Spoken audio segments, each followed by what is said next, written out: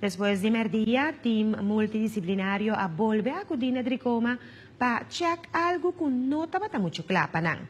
Y aquí nang abindal ribag casi 23,000 kilos de carne cu fecha vencí.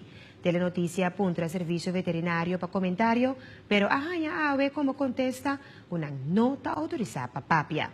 A referirnos na Ministro Interino de Salubridad ku tabata ocupa. A obriyanga ting relato de hallazgo de casi 23,000 kilos de carne ku a pasa fecha.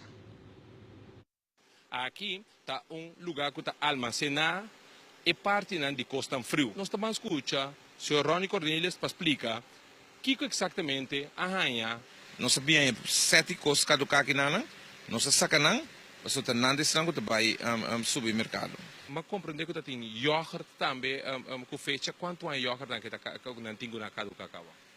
Bom, 2013, mas se me Rebeca, para aqui dentro do bairro, então nós estamos com irresponsável, para sombra se botar almanista produto não para consumo, não pode ter produto não com cada meio não. Em 2017, como tem production date de 2020, é possível? Não, esse não é possível. Então, turcos me explica, mas de facto não pode ter production date de 2020 em ano 2017. Como te explica o povo televidente que está mirando aqui, como não tem que me assunto aqui? Você, é coisa que é sério, então, pero ondanks esse me bisa wak, nós temos consciência, então é não correto, não é bom.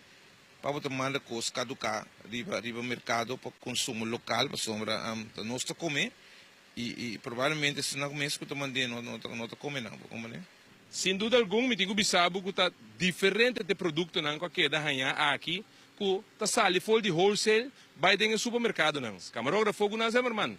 A mim está obrianga, dilante de edifício de Dricoma NVI, caminho na ganha quantidade de produto que caducar. Laga nos bisa, algum ano passar. A mim está obrianga. Para Telecorsol Multimédia.